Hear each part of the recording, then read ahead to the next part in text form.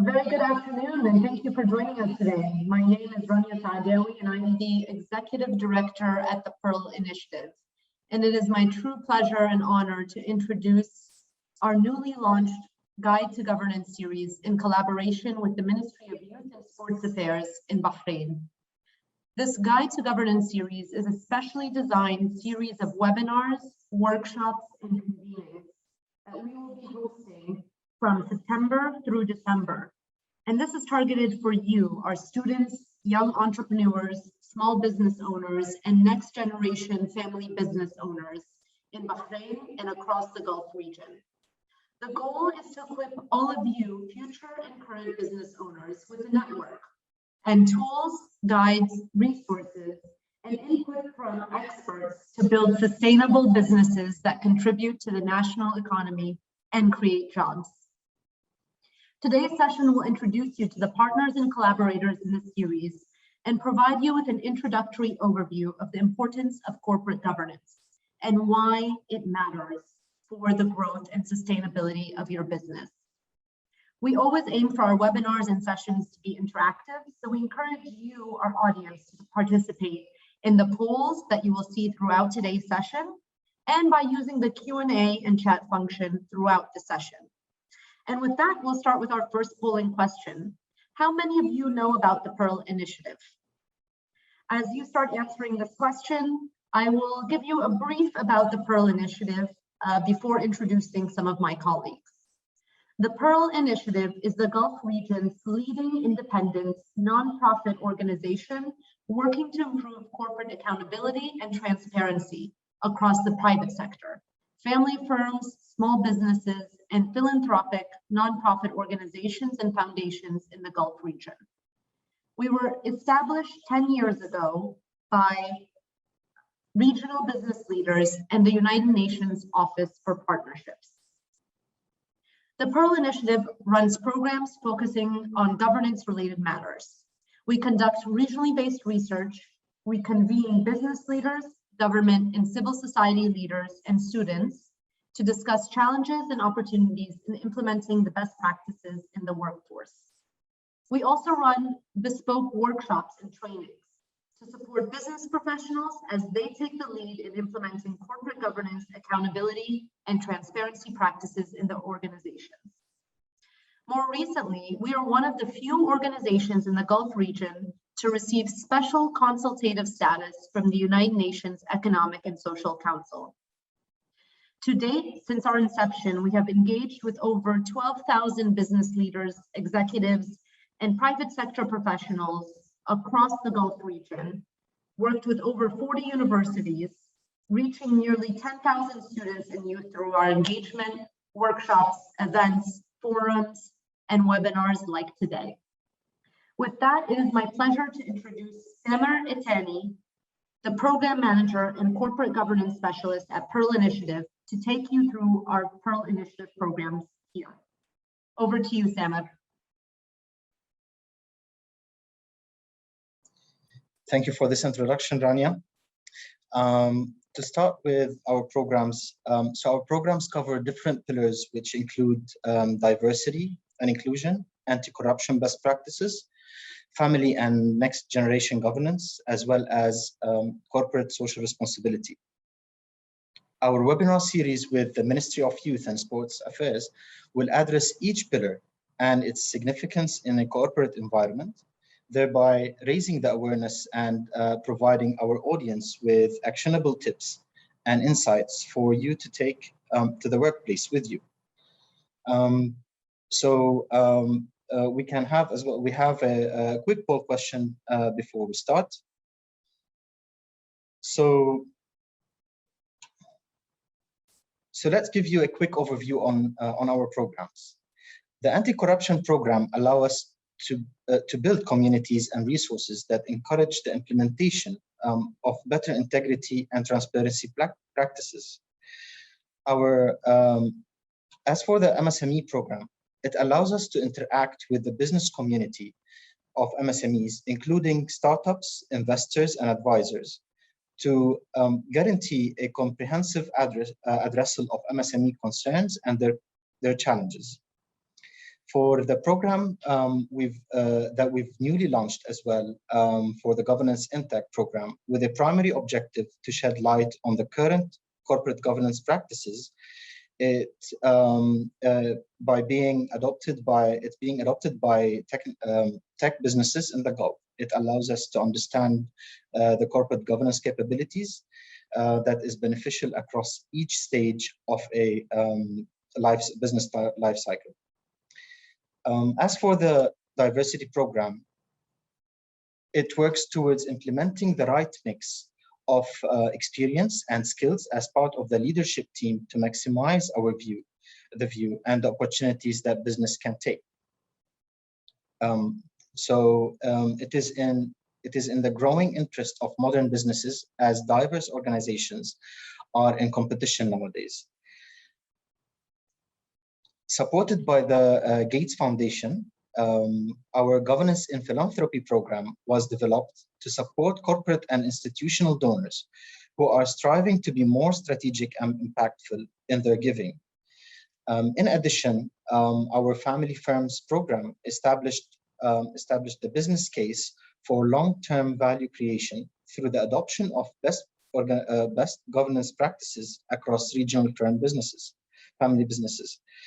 Moving forward, we are looking to target next generation governance and implementing robust succession planning as part of our program delivery. Our final and most significant area of focus is our student engagement initiative that cuts across all our programs. With that, allow me to hand it over to the chairman of our Student Advisory Board, Abdullah Swaleh. Over to you, Abdullah. Thank you, Samer. It's a pleasure to be on this session today. Good evening, everyone. My name is Abdullah Swaleh, chairperson of the Student Advisory Board and a member in the Board of Governance at the Pearl Initiative. I am currently a program manager intern at Amazon MENA, and I'm a Master's of Science in Accounting student at the American University of Sharjah. Furthermore, I hold 5 professional designations, namely Professional Project Management Professional, Agile Certified Practitioner, Certified Business Analyst Professional, Certified Six Sigma Black Belt, and Certified Change Management Professional. Please allow me to introduce to you the Student Advisory Board. The Student Advisory Board is a group of young, talented, and intelligent students from all over the GCC. We bring together a diverse set of skills from different backgrounds and experiences, giving the Pearl Initiative a different perspective in achieving goals, strategic processes, and decision-making. We hold the values of diversity, equity, inclusion, and we act as a conduit between the Pearl Initiative and the students. We do this by providing feedback from the students on key issues and questions.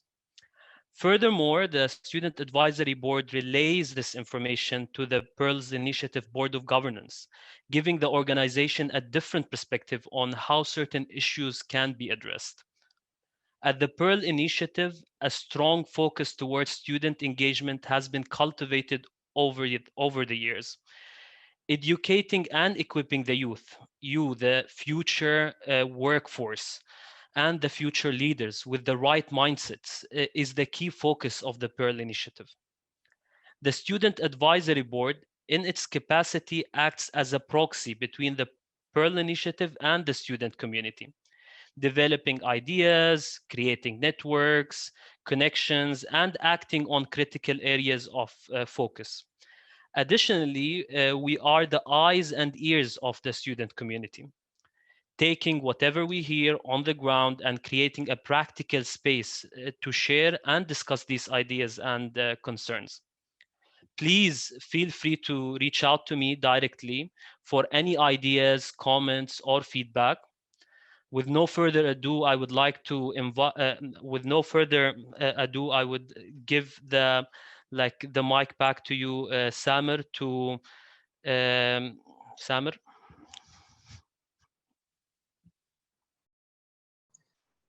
Thank you, Abdullah, for highlighting the importance of engaging with the youth, especially in the Gulf region.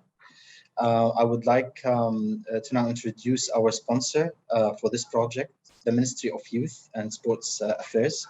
Over to you, Sheikha, to further talk about your work through the ministry.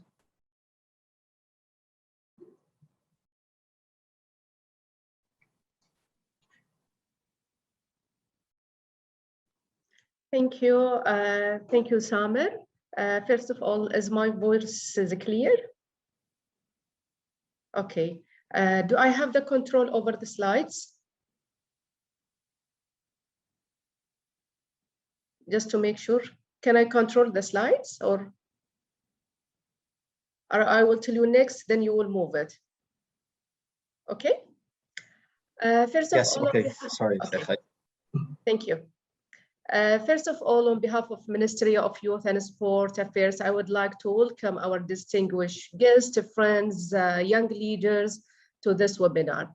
And hope everyone is doing well through the pandemic, and inshallah hope that it will be over and we can see you all again, inshallah. So the ministry plays a major role and strategic role in supporting, enabling, and empowering youth in Kingdom of Bahrain through different initiatives, program, conferences, events that ministry offer. I'm working as a manager of Muharraq Model Youth Center. I have experience since 2016 once I joined the Ministry of Youth and Sport. Can we go next, Samer? Yes. The ministry plays a major and strategic role in supporting, enabling, empowering youth in Kingdom of Bahrain. And to achieve our strategic vision, as it is highlighted here, is to Bahrain to be a capital of youth and sport. This vision will not be reached unless we implement and keep up with the global development and enable youth to achieve sustainable and competitive development in Kingdom of Bahrain. And this will be done through 5 main objectives.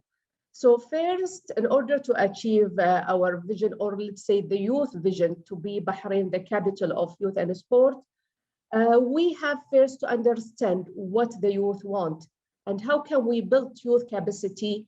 So the ministry here has to work effectively to manage youth events and activities that focusing on youth need by using different tools like survey, research, studies, listening to youth and align it with international development requirements. And guys, if you are interested to know about our activities, a program, initiative, we have many within Ministry of Youth and Sport. You can access our channels on YouTube and Instagram, and you can have a look what type of activities and what areas we are covering in youth and sport. Number 2, we are also focusing on empowering and involving young people in decision-making through participation inside and outside Bahrain by presenting Bahrain an official delegation, giving them the opportunity to take a lead, listen to them, and giving them even the authority to run youth center and project. We have many projects. For example, let me share with you one of our program. We have a collaboration with government of Japan, and we are running the program since 1998. So this is one of the best models that we are empowering youth and giving them the opportunity in making a decision. So from number 3 to 5, our objective, it will be a big responsibility toward achieving institutional excellence and providing the required support, services, and development through integration between our facilities, club, and youth centers. Can we go next? So let's say if we will focus more on empowering and involving youth, and that is why we are here today. We are actually focusing in 4 main, let's say, practices or initiatives toward empowering and involving youth in decision-making. First of all, we are activating partnership with the private and the public sector And this is one of our collaboration today, inshallah, with Pearl and KPMG to empower youth in institutional governance. And second is encouraging youth in creative thinking and innovation. We have different project initiative like Sheikh Nasser bin Hamad Award for Innovation and Creativity. We have Sheikh Khalid bin Hamad Initiative, and we have many others that even you can have it in our website. Third, we are focusing on exploring, refining, and highlighting youth talent. We have more than 40 youth enabling centers around Bahrain, and they are run by volunteers, run by youth. And we have the specialized centers who are working toward achieving sustainable development goals.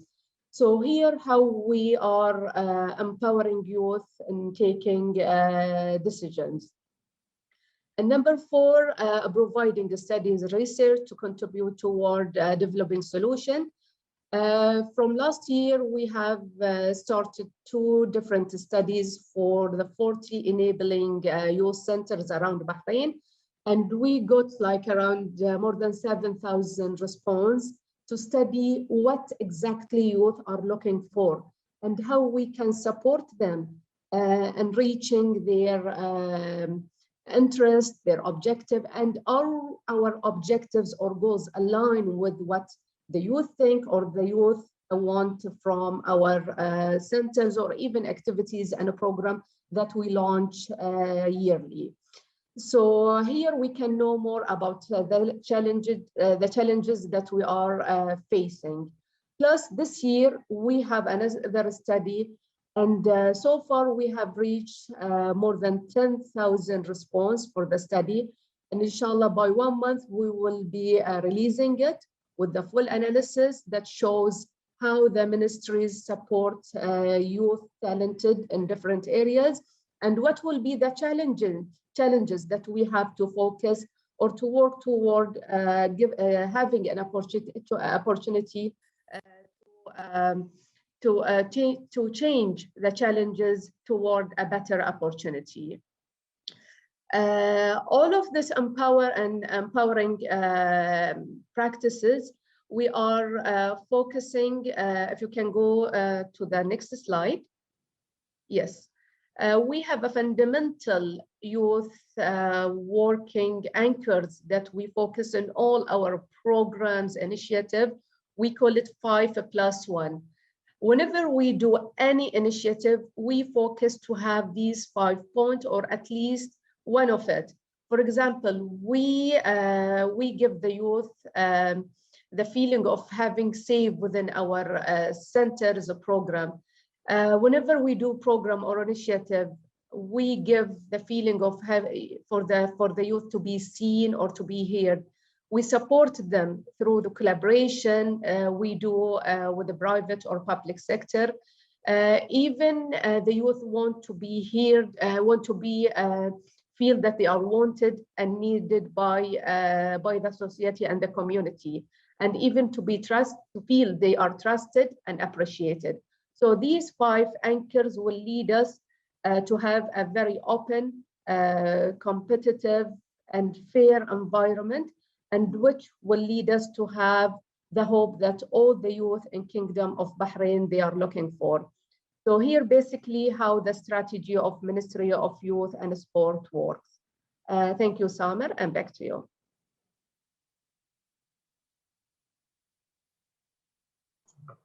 So thank you, Sheikha, for this.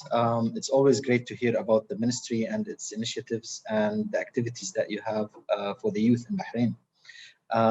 To kick off our session today as well, it's my pleasure to introduce our speaker, Ramesh Gajula, Director Advisory at KPMG Bahrain. Ramesh has over 2 decades of professional experience covering risk consulting practices, corporate governance, and board advisory services. His wider experience includes quality assurance, internal audit, compliance, forensics, and investigation services. Thank you for joining us today, Ramesh, and over to you.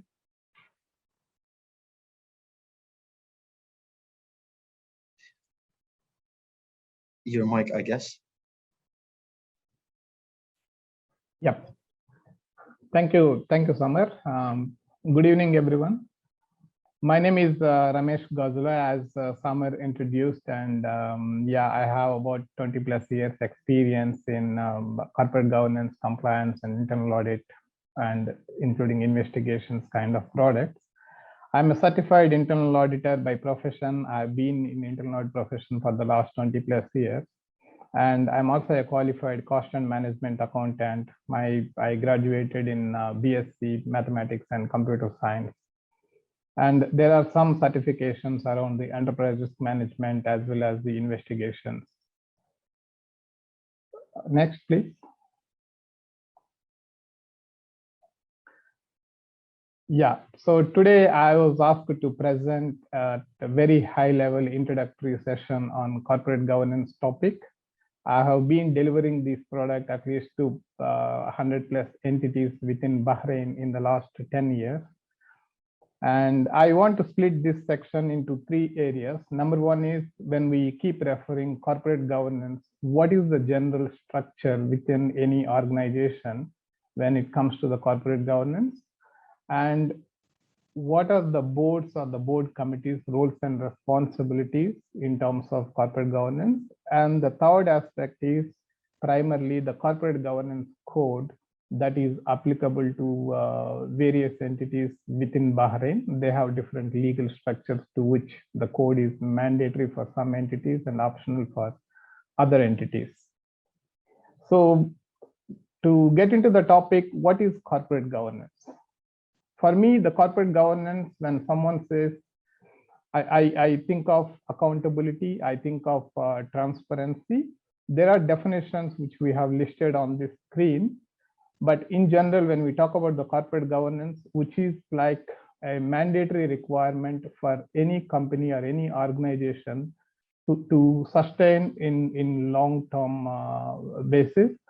So for any company to sustain in a long run, you need to have a very good governance practices. You need to have people who are transparent and who takes proper accountability and who takes the responsibility and also who have capability to run the company. So this is what, in my view, what is corporate governance. And corporate governance is the term is not just synonymous with a large organization. It is applicable to every small entity, whether it is a family business or the medium-sized or large industry sector or the financial or non-financial sector entities. This is something every company must have to sustain their operations. Can we move to next? So what are the benefits of having a good governance structure for any organization? So number 1 is it definitely establishes best practices. It brings in the consistency of operations. It guides the entire organization from the board to the management, how to run the business and how to manage transparency. How do you report your results and everything in a more transparent manner? And it also protects the investors and stakeholders, especially when it comes to the public listed environment. You need to have a good governance practices because your investors will depend on your results, which are being published in a transparent manner. They make their investment decisions using and trusting your governance practices within the organization. And it attracts the investments because when you look at companies with various legal structures, for example, in Bahrain, there are companies with BSc, which is a Bahrain stock company. Then you have the BSc closed structure, which is not listed entities, but still it's called joint stock companies. Then you have other legal structure called WLL, which is the with limited liability companies. Earlier, they used to have single person company as well, but now that is actually merged with the WLL. So when the new investor want to get into your business and want to make any investment, his primary focus will be whether that company has a very good governance practices or not. One way to ensure that whether the company has a governance practices or not, they would look at the legal structure of the company. Why would they look at the legal structure of the company? Because if it is a listed company, if it is a BSC entity, they have a mandatory requirement to comply with the corporate governance code of Bahrain, for example, in case of Kingdom of Bahrain. But when you talk about the WLL company, there is no mandatory requirement on the corporate governance requirement, but it's a more of best practice rules and guidelines that are available, but the company can actually implement those guidelines to demonstrate saying that we also have good governance practices. Then it definitely enhances your brand value. Can you please go back to the previous slide? Yeah, so in any organization, when you look at the governance structure, typically you see there are shareholders who are primarily the investors or the owners of the company. Then you have the board of directors. Board of directors are generally elected or appointed by the shareholders. And within the board, you have various board committees, for example, audit committee, which reports to the board, but focusing on certain specific matters delegated by the board. Then you have the management, which is CEO or the general manager or another management structure, who are responsible to run the business in a day-to-day basis. And the management also would be assisted by sometimes the management committees. The committees could include like a procurement committee, the human resource committee, etc.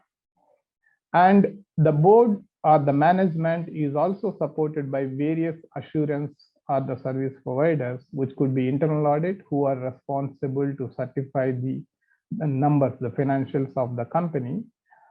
And there is also an internal audit process. Many companies, either they have the in-house process or they outsource to a third party. Then there are other functions which are typically you notice in the non-financial sector, especially which are the risk management and the compliance. Can we move on to the next one? So here I try to detail for your information, what are the key roles and responsibilities which are assigned to the shareholders, which are assigned to the board of directors and the management. The shareholders, as you can read from the word, they are the owners of the company. They are the ones who subscribe, who make the investments, and they are the ones who actually set the rules, which are called articles of association, and the articles are registered with the local authorities, and they are the owners of the company, and they make all the decisions when it comes to increasing or decreasing the share capital or even winding up the company, for example. And they are also responsible to appoint board of directors. So then the next level is the board of directors. Except for the matters reserved for the shareholders, for example, increasing or decreasing the share capital, the board of directors has got the ultimate authority of the company. They are responsible to run the company. And how they run the company, because they appoint the management. Management would support board of directors to run any organization. Board of directors delegate their authorities, which they got or received from the shareholders, to the management to run the business on a day-to-day basis. They are responsible for all the compliance, the regulatory requirements. They are responsible for successful running of the business. And they have a lot of powers to run the company, which they would be delegating to the management. Management would be responsible to prepare the strategy, the business plans for the company, go back to the board to get their review and approval before they actually implement it. And typically the board meets 4 times a year, but there are many boards who actually meet more than 4 times depending upon the requirement, especially if it is a new entity at the inception, board might meet more than 4 times. Otherwise, as per the standard requirement and the best practices, they meet at least once a quarter. And the management is, as I mentioned, they run the business, they report back to the board during their quarterly meetings and the annual meeting. Can we move on to the next? And as you hear, you also, in addition to the board, you might have heard there are various board level committees. For example, you might have the audit committee, you might have the nomination and remuneration committees, you might have the executive committees, and so on. And if you see why you actually need a board committee, typically the board as a whole, as I mentioned, they only meet 4 times a year. So they would not be, or they may not be able to decide on each and every matters of the company. So instead of they take a call at the board level, they try to delegate certain responsibilities to these specialized committees. For example, you have the audit committee. Typically, the audit committee members will have knowledge and experience around the accounts, the finance and risk management, compliance and governance kind of matters. And these responsibilities are delegated to the audit committee. Audit committee meets periodically. They monitor the responsibilities assigned to them, and on an annual basis, they report back to the board. What defines whether you need to have the board committee or not, it depending upon the size of the board. For example, for small BSc closed entity, they might have just 3 board members. Can they have a board committee? It doesn't actually make sense, because if you are going to appoint the same 3 members on the board committee, it is the same committee who is actually meeting twice. Instead, they can actually meet 8 times a year instead of meeting 4 times a year. So the size of the board and the company's requirement, the complexity of operations are all make or define whether a company and organization needs to have a specialized board level committees. Can we move on? Yeah, so we talked about the shareholders, we talked about the board of directors, we talked about the management. But when it comes to the board of directors, there could be different type of directors, right? The directors could be divided into executive directors. When you say executive director, they are primarily the executives of the company. For example, a CEO of the company can also sit on the board. He can also be a board member. So the person who is responsible for the day-to-day operations of the company is called executive director. Sometimes the employee of the parent company goes and sits as a director on its subsidiary company. He is also called executive director because the individual, he or she, would be making decisions on behalf of the parent company and actively participate in the operations of the subsidiary company. Similarly, the next category is non-executive director. Non-executive director is primarily a director who is not involved in day-to-day operations of the company, but who participates in the board related matters, who is appointed as the board member by the shareholders. The third category of directors are independent directors. The executive directors and the non-executive directors could be non-independent because they are related to that particular company or they are related to the owners of the company. So they are called non-independent directors, although they are executive or non-executive. The third category, the independent directors, are totally unrelated to the owners of the company or its subsidiaries or the parent company. So they are completely outsiders. So there is a clear definition in the corporate governance codes of various countries. Any director, if they hold more than 10%, or if they are representing the owners who own more than 10% in a particular organization, they become non-independent automatically.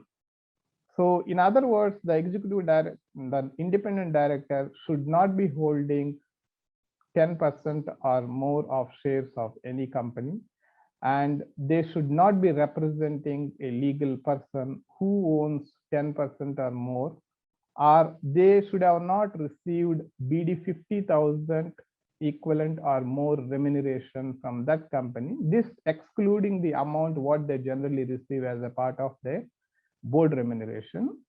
So there are various other categories. There are about 10 or 15 definitions how the independence will get affected. And there are many companies in Bahrain, and it's also a corporate governance code requirement, who appoint independent directors on their board. The advantages is, one is to have the complete independence, and the second thing is the independent director comes with a lot of experience and various industry background, could actually add value to the operations of the company. Typically, the executive and non-executive directors would be related to the shareholders of the company or the employees of the company. They may not have complete outside perspective or value add that is brought to the organization. Can we move on, please?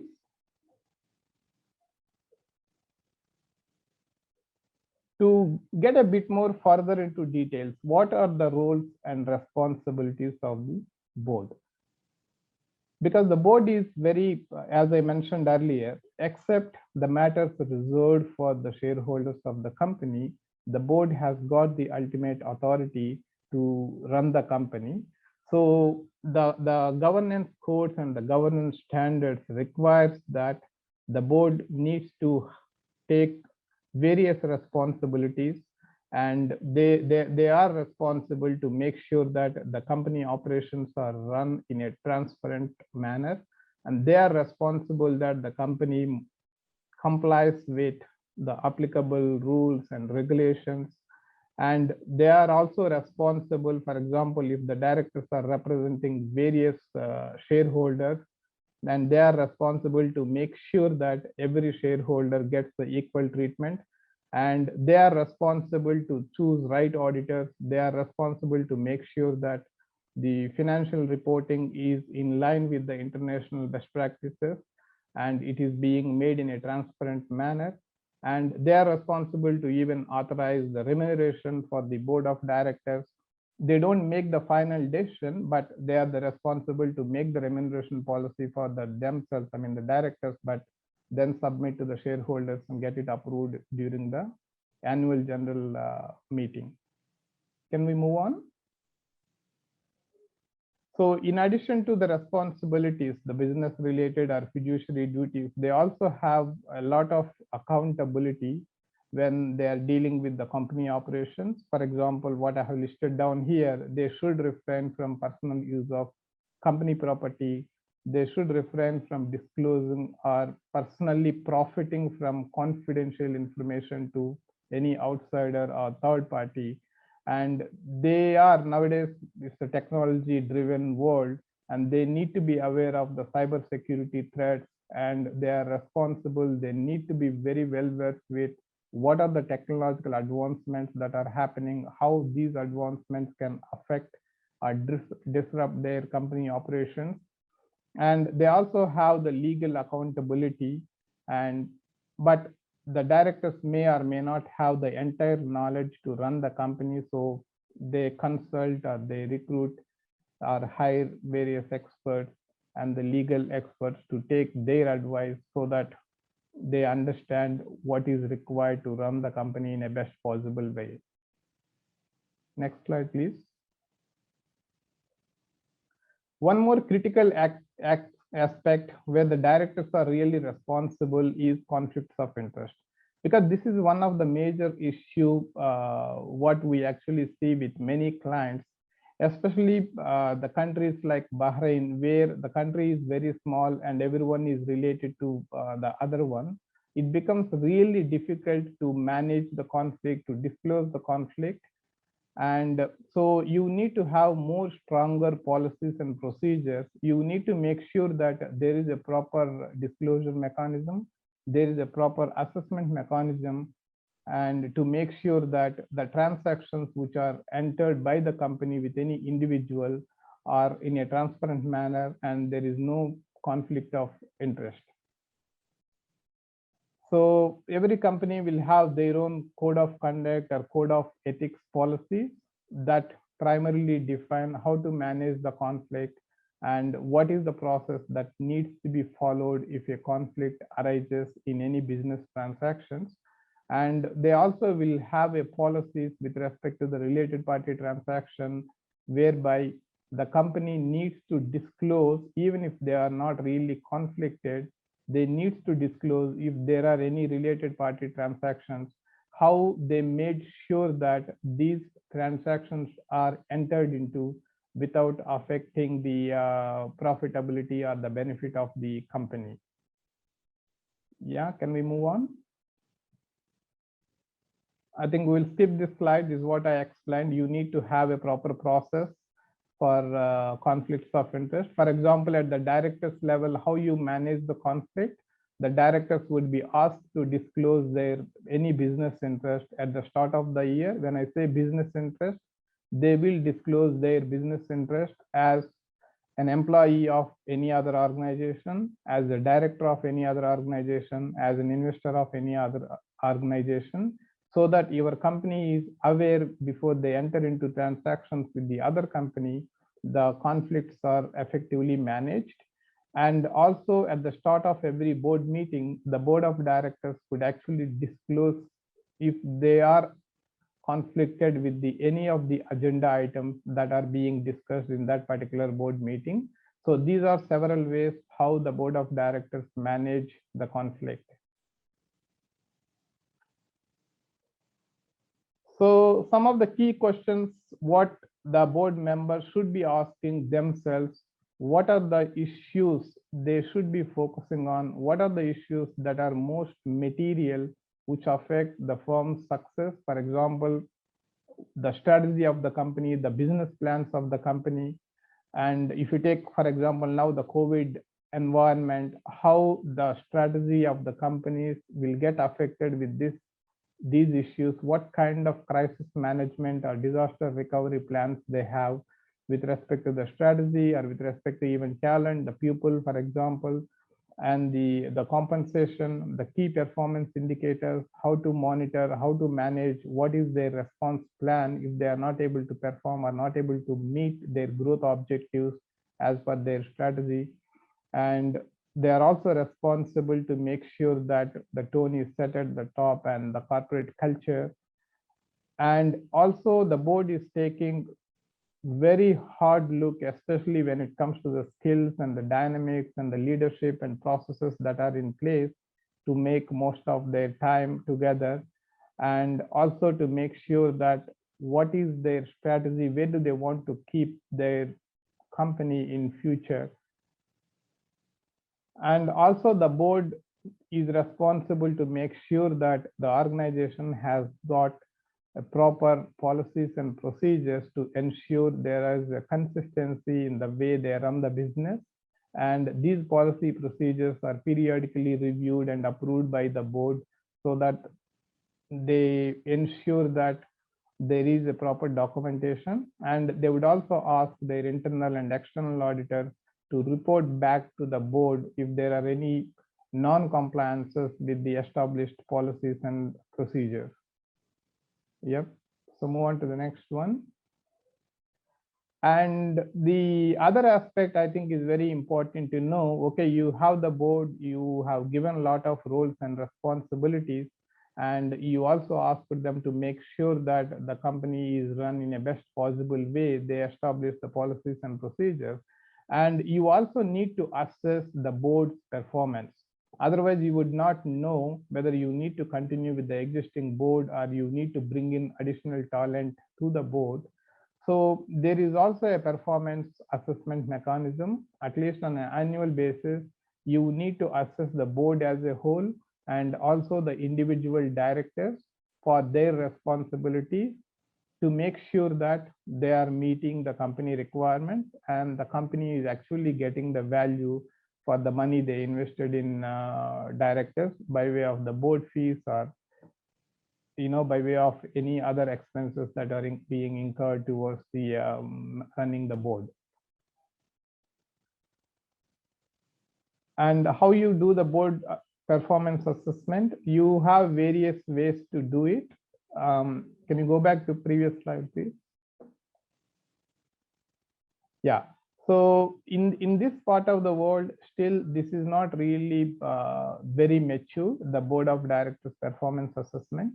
One reason could be most of the board members are the family members of those companies, especially when it comes to the family businesses.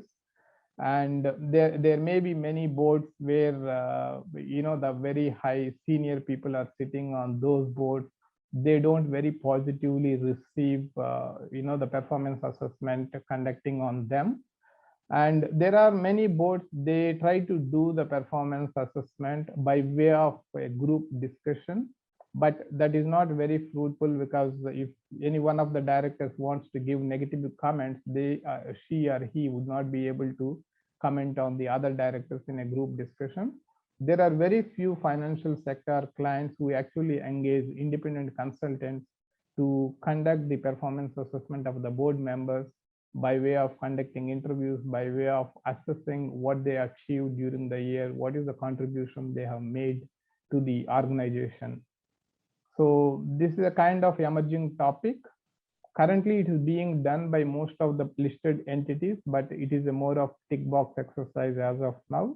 But we see there is some progress that is being made. Next slide, please. So with that background, I want to get into a bit more into the corporate governance code of Bahrain. Bahrain has a corporate governance code, and which is primarily for the non-financial sector entity. But when it comes to the CBB licenses, the Central Bank of Bahrain licenses, the CBB has got its own rule book. It has got its own governance module, which is a high-level control module. And typically, by and large, whether the corporate governance code of Bahrain, which is applicable for the non-financial sector entity, or the CBB rule book, which includes the corporate governance aspects, which are quite similar, because initially when CBB updated this module, they have based on the corporate governance code of Bahrain. So for the Bahrain purpose, the Bahrain corporate governance code is treated as the best practice. And this is being implemented by several entities in Bahrain. So the code is initially issued as either you comply or explain mode. In other words, the code has got various rules or the compliance requirements that are set. If the company is unable to comply with any of these requirements, they were supposed to explain why they are not able to comply with those requirements. But the code is not mandatory at that point in time. But in the recent 1 or 2 years, there have been some changes which have been happening, whereby the Ministry of Industry has been insisting that the code should be complied by at least all the large organizations.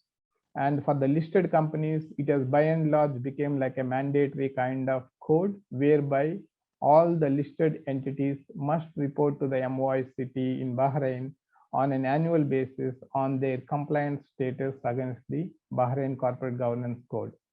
The code has got 11 principles. I want to quickly run through these 11 principles. The principle number 1 primarily focuses on every company should have and should be headed by an effective, qualified, and expert board. And for the listed companies, they have defined every board should have the 5 members minimum, and the maximum will be 15. But when it comes to the closed entities, which is called BSC closed in Bahrain, and they would have minimum of 3 members, and the maximum number will still remain at 15. And the size and composition would be left to the individual organizations to decide how many board members they are supposed to have. And the principle number 2 talks about the directors and the executive management, who should be having full loyalty to the company. So it details their personal accountabilities. And as I mentioned earlier, if there are any related party transactions that need to be properly disclosed, and the company should have the corporate governance officer who would be responsible to review these related party transactions and report to the audit committee and then the board. And also that would be included in the audited financials to be reported at the AGM, annual general meeting, as a part of their audited financials. And also the directors need to disclose their independence on an annual basis, and they must also sign off the code of conduct annually. The third principle primarily talks about the financial auditing and reporting and the audit committee. So in other words, every BSc and BSc closed entities in Bahrain, as per the law, must have audit committee. The code says that the audit committee chairman should be an independent director. However, in practice, we don't see that an independent director leading the audit committee except for the listed entities. Can we move on, please? So the principle number 4 talks about primarily how do you make the board appointments, and they also talk about the nomination committee. Nomination committee is a kind of subcommittee for the board who would be responsible to source applications for the directorships, who would be responsible to nominate the directors to the board for election process. And they are also responsible to make sure that when the new board is formed and the directors undergo proper induction training, and also if there is any trainings required during the course of the year, and they are the one who are responsible to develop the training plan for the board of directors and make sure that that is being executed. And principle number 5 primarily talk about the remuneration for the directors and senior officers, and the code clearly insists that the director should get paid properly and fairly. So in other words, the companies should periodically benchmark their remuneration and then compare with what is being paid in the other parts of the world or within the industry sector, even within Bahrain, so that you make sure that you attract the right talent to sit on the board. And the code also recommends that you need to have a remuneration committee who can periodically assess whether the company is paying the right remuneration to the board of directors. But in practice, when you see, you will not have the nomination committee, remuneration committee separately. Most of the times, these committees are clubbed into one committee, which is called nomination and remuneration committee. Principle number 6 primarily talk about having a proper management structure. The code defines that there should be 4 positions every company must have. Number 1 is the CEO. It could be various designations, but the CEO is the head of the management primarily. And then you have the CFO, who is head of finance. And then the company should have a secretary, and they also should have internal auditor. And as I mentioned earlier, the code is on comply or explain basis. So it's not that every company must have this, especially BSc closed entities. They will go and explain why they cannot have internal audit function, why they don't want to invest in internal audit function. But for the listed companies, this is not an option. It's a mandatory requirement for them. Principle number 7 talks about the communication between the shareholders and encourage their active participation. And also the board chairman is responsible to make sure that the communications are effective. And also the directors should be attending the annual general meeting, or the board chairman, the committee chairmen are responsible to attend the annual general meeting to answer the questions by the shareholders during the meetings. Next one, please. Principle number 8 is a requirement whereby the companies are expected to disclose their compliance with the Bahrain Corporate Governance Code. The report has to be submitted to the MOICT on an annual basis. For the BSc and BSc closed entities, they would not be able to get approval to run the annual general meeting without submitting this disclosure report along with the annual general meeting's agenda. So this is a kind of mandatory requirement, whether they comply or they don't comply, but they need to have this disclosure report prepared and submitted to the MOICT. Principle number 9 primarily apply only to the entities which provide Islamic services or products. For the other non-Islamic companies, principle number 9 doesn't apply. So the Islamic related entities, they need to have a Sharia service board who would be responsible to review and make sure that the services or products provided by the company are in line with the Sharia principles. Principle number 10 and 11 are the new principles which were added recently.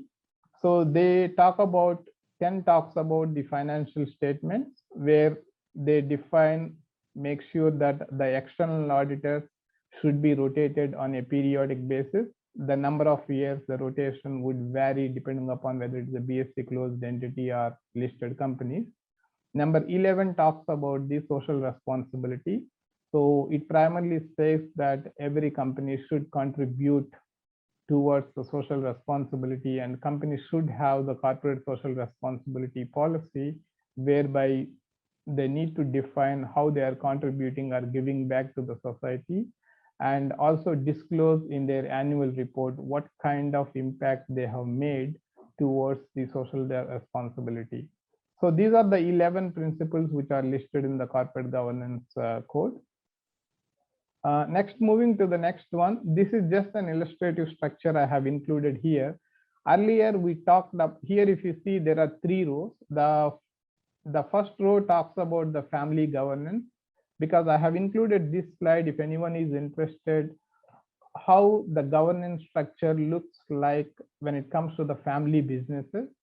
The first row talks about the family governance. The second row talks about the corporate governance, which is at the entity organization level. The third row talks about when we have a group kind of structure, how the governance works. The first row, when we talk about the family governance, maybe I think we would be talking later in detail. As of now, just to give that, you want to separate the family matters which should not be affecting your business.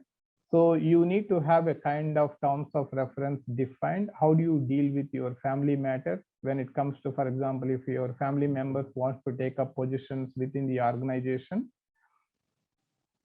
So you need to have that kind of detail so that there won't be any conflict between the family issues versus the organization issues.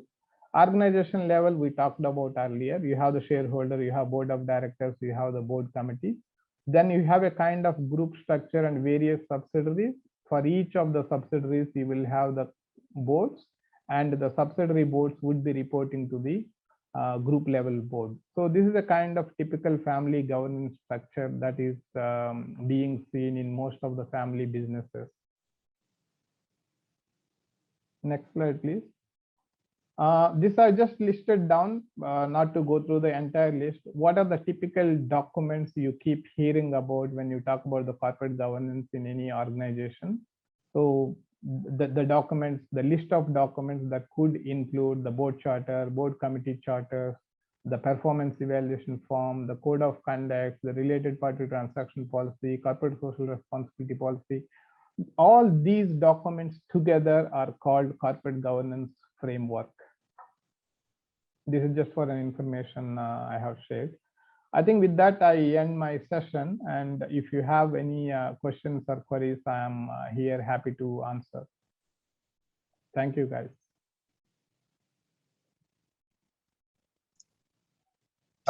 Thank you, Ramesh. Thank you for your valuable insight. This was an excellent and interesting presentation.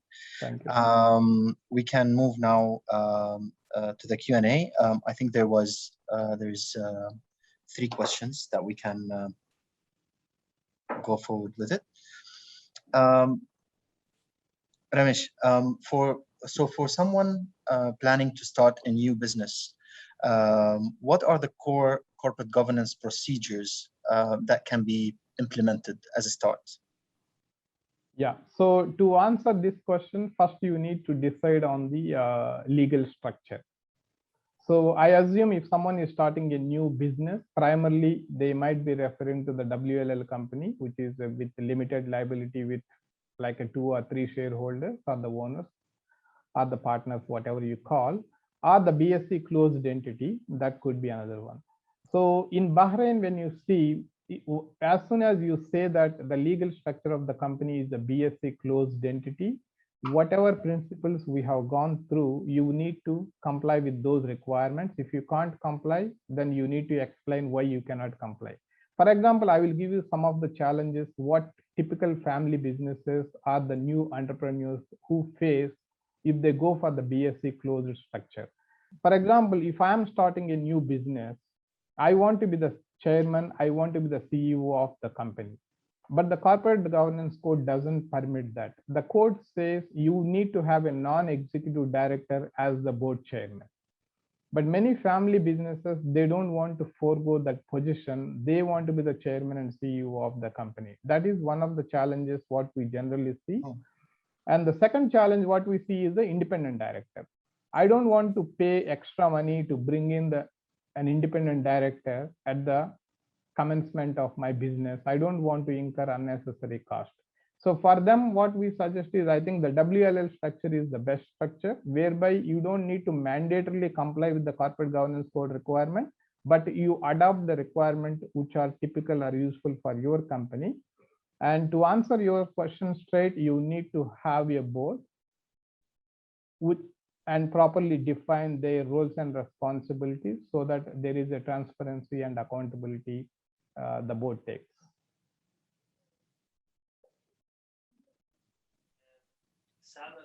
If you allow me to. Thank you, Ramesh, again. Another question, can international governance standards be applied to a business in Bahrain, the international ones?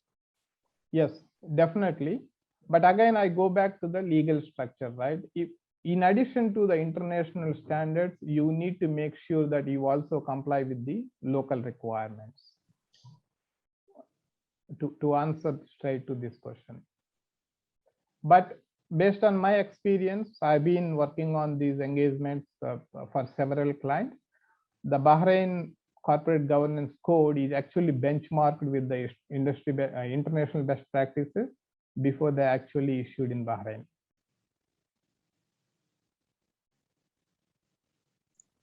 Thank you, Ramesh. Thank you again. Yeah. And with that, I'll go to you, Rania. Thank you, Samir. I'll turn it actually to Abdullah, because I think, Abdullah, you wanted to put in some input onto the small business question. I actually wanted to maybe add a comment away from the formal legal governance that Ramesh has added, and it's related to it. I think, like, as a startup, it really depends on the context you have. And coming from a startup background myself, I think one of the key things that you really need to get right is accounting. So make sure you do the accounting very well. Like a lot of startups, from my experience, they really don't care about the accounting, and the accounting has to be done. You need to have your numbers, you need to have your invoices, and that increases accountability, and maybe some sort of an authority matrix or a delegation matrix added to that.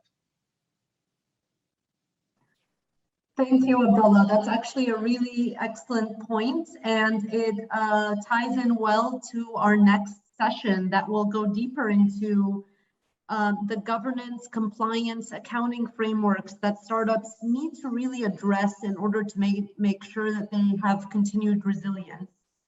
I know we've gone a little bit over time, and there's a few other questions that were posed by our audience. I promise we'll get back to you via email, but also encourage you to sign up for our upcoming sessions that will go deeper into these topics and questions that you provided. Ramesh, I really want to thank you for your time and your insight into the overall importance of corporate governance. What does it practically mean? And why, as young future business leaders, we should be worried about that, because it allows businesses and companies to be resilient and sustainable in the long run. And allow me to also thank our Student Advisory Board Chairperson, Abdullah Suela, for his insights, and as well, of course, our partners at the Ministry of Youth and Sports Affairs. As I mentioned, we will be reaching out to you all after this session in order to, one, get your feedback on today's event. Please do take the post-event survey, but also share with you our upcoming governance series webinar, which will focus on governance and compliance frameworks for startups. As mentioned, small businesses and startups often face challenges of balancing stakeholder interests and ensuring resilience in business operations. But at the same time, they're trying to grow and remain profitable in the short term. So this session will explore with you, young entrepreneurs, what type of frameworks are most sought after by investors, and what are some easy, cost-effective, strategic frameworks that early stage businesses could adopt that will allow for this continued resilience. Thank you all for your time and efforts, and thank you again to our partners and our experts that joined us today on the session, and we look forward to welcoming you to the next session. Have a great afternoon, everyone. Hi, thank you all. Thank you so much. Have a good evening. Have a good evening.